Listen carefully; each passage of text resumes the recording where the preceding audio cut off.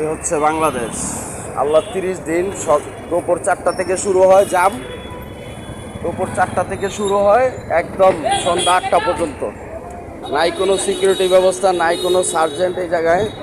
অবশ্য ঢাকার মেইন প্রাণকেন্দ্র কিন্তু এইটা, ঢাকার মেইন প্রাণকেন্দ্র এটা, কিন্তু এই জায়গায় কোনো সার্জেন্টের ব্যবস্থা নাই, কোনো সিকিউরিটির ব্যবস্থা নাই।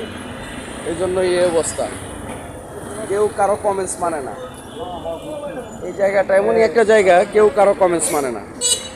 তো প্রশাসনের দৃষ্টি আকর্ষণ করছি ও সিটি কর্পোরেশনের দৃষ্টি আকর্ষণ করছি, এখানে যদি কেউ একটু সিকিউরিটির ব্যবস্থা করতো তাহলে এই যানজট নিরসনের ব্যবস্থাটা অন্ততপক্ষে হয়ে যেত।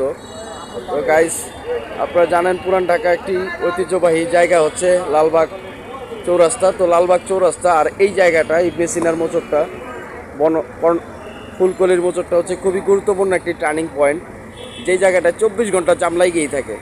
দুপুর 4টা থেকে ধরে একদম সন্ধ্যা 8টা পর্যন্ত এই জায়গায় জামের কোনো নিস্তার নাই, মানে জাম লাগিয়েই থাকবে 24 ঘন্টা। তো আপনাদের দৃষ্টি আকর্ষণ করছি এবং ঢাকা দক্ষিণ সিটি কর্পোরেশনের দৃষ্টি আকর্ষণ করছি যে এই জায়গাটায় না হলেও একটি সিকিউরিটি ব্যবস্থা করার দরকার এবং সার্জেন্টের ব্যবস্থা করার দরকার, যাতে ডিসিপ্লিনটা অন্ততপক্ষে হয়। কারণ ঢাকা শহরে হচ্ছে অটোরিকশা প্রচুর, আর এই অটোরিকশার কারণে হচ্ছে যানজট লেগেই থাকে। এই অটোরিকশার ফাঁকে ফাঁকে যদি একটা কাভার ভ্যান ঢুকে যায় তাহলে পুরোই যানজট সৃষ্টি, কারণ ঢোকার রাস্তা একেবারে সরু, চিকন, আর দুই সাইডেই হচ্ছে আপনার টার্নিং পয়েন্ট। আর এই টার্নিং পয়েন্টটার কারণে হচ্ছে এই জায়গায় যানজটের ব্যবস্থা, প্রচুর যানজট লেগেই থাকে 24 ঘন্টা।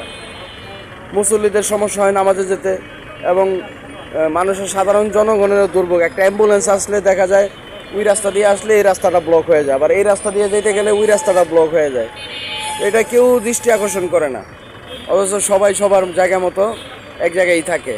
তো গাইজ, ভালো থাকবেন, সুস্থ থাকবেন, শুভকামনা করছি। আসসালামু আলাইকুম রহমতুল্লাহি ওয়া বারাকাতুহু।